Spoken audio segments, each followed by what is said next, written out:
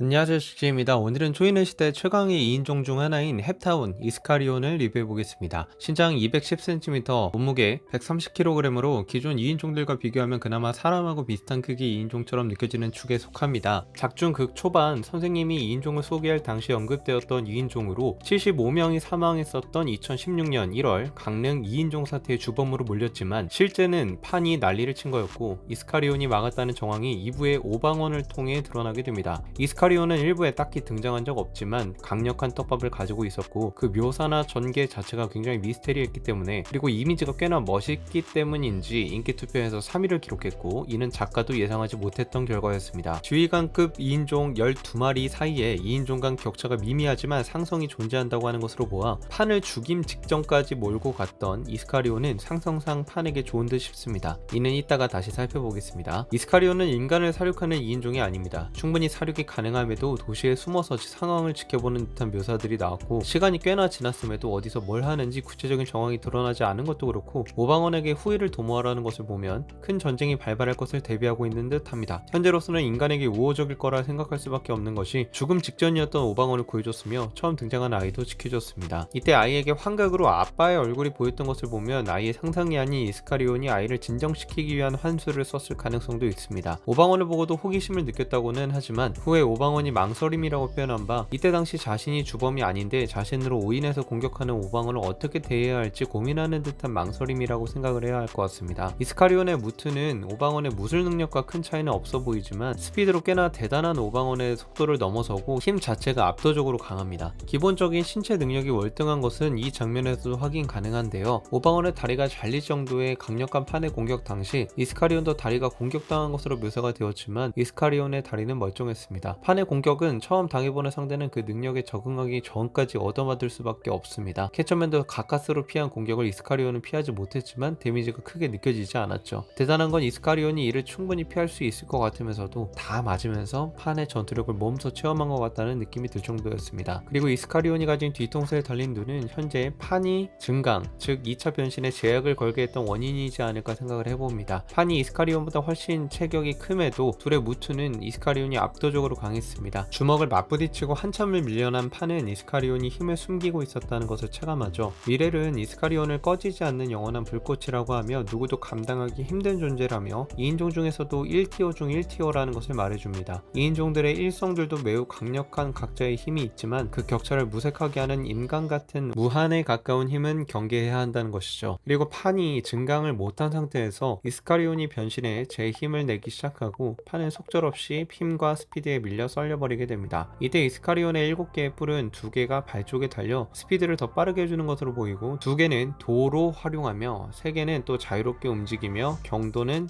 제인의 핸즈보다 훨씬 강해 보이는 창의 뿔로서 움직이게 됩니다. 이때 제인이 판의 세 번째 눈의 역할을 빨리 파악했던 것처럼 이스카리온도 판의 세 번째 눈부터 공격해 움직임을 차단하고 반으로 찢어버릴 준비를 했다는 점에서 이스카리온은 단순 무력이 아니라 전투 센스 또한 어마어마하다는 것을 느낄 수 있었습니다. 이스카리온이 판을 잡고 있을 당시 위에 도가 떠 있었던 걸로 보아 판을 잡고 나서 도로 판을 반으로 썰어버릴 생각이었던 걸로 보입니다. 결국 이럴 줄 알고 있었고 상황을 베니셔를 통해 보고 있었던 미렐은 박쥐를 보내 판을 구출하게 되는데 이 과정에서 박쥐가 발을 잡히고 이때 미렐이 눈을 보지 말라고 하는 걸로 보아 눈을 보게 되면 뭔가 제약이 크게 생기나 봅니다. 기존 이스카리온이 미렐과 아는 사이처럼 대화하는 걸로 보아 판이나 베이모스 같은 간부들과는 접점이 없었지만 미렐이 이번에 자카약을 찾으러 간 것 마냥 이스카리온에게 미렐이 접근을 시도했다는 것을 알 수 있습니다. 자카약을 찾으러 갈 때는 대화가 안 통할 시 전면전을 펼친다고 했지만 이스카리온은 그렇게 쉽게 결정할 상대가 아니라고 판단하고 2인종의 세력을 더 키우고 이스카리온의 처분을 결정하려는 듯 싶습니다. 현재 가장 강력한 2인종으로 임강 말고는 대적할 자가 없게 느껴지는 강력한 포스를 가진지라 앞으로의 활약과 역할이 매우 기대가 됩니다. 이상 이스카리온 2인종 리뷰를 마치겠습니다. 시청해주셔서